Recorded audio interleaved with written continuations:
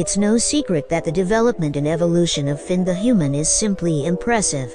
But little is said about one of the most beloved characters in the entire series, Jake the dog. In my opinion, with a greater potential for character development than what was presented to us in the series, although it did not have a bad evolution since they were presented to us. Why his powers? And how did he obtain the charismatic and wise personality that was given to us in the series? I think that its development could have had greater relevance than it did. But hey, with this I don't want to say that his development in the series has not been spectacular. I'm just saying that I would have liked to have seen more evolution in our favorite dog.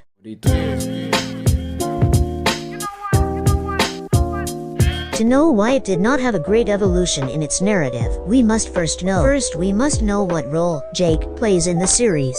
At the beginning of the series, Jake is introduced to us as Finn's big brother, in quotes, because later we would find out that he is actually a similar age to Finn, but being a good dog. According to his wiki, he is biologically around 30 years old, although Google says something very, very different. He is a character who, due to his advanced age and experience in life, has many valuable advice to give. I always thought that this character is the clear opposite of Finn the human, a character made to transmit to the viewer a great life lesson. And Finn, well, is presented to us as the person who makes and learns from the mistakes made throughout the series.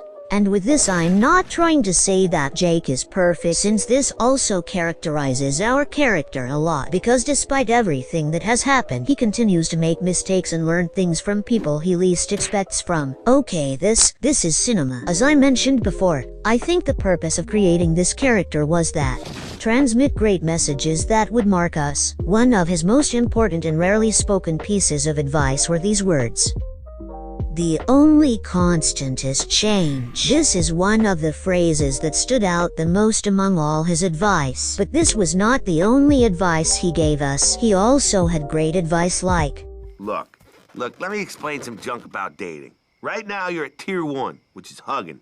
But pretty soon, you'll be at tier 2, which is smooching. What about tier 15? You stay away from that! couple of its characteristics, which in my opinion represent them like this: a person, or dog, who did not settle for little but did not demand much either. One of his most profound episodes that made me understand him much more. It is the episode in which they chase the Licht to the bedroom of Prismo. In this episode we see how the Licht wishes the extinction of all life. But our protagonists are safe in Prisma's room until they make a wish. At the beginning we see how Jake was about to undo the Licht's wish, which would relatively make everything return to normal. But Finn interrupts him by making another kind of wish, that the Licht was never born,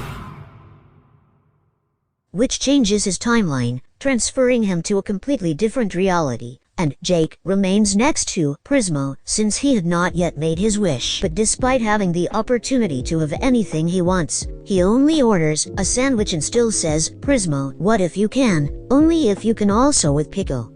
Extremely cool. You can have anything you want.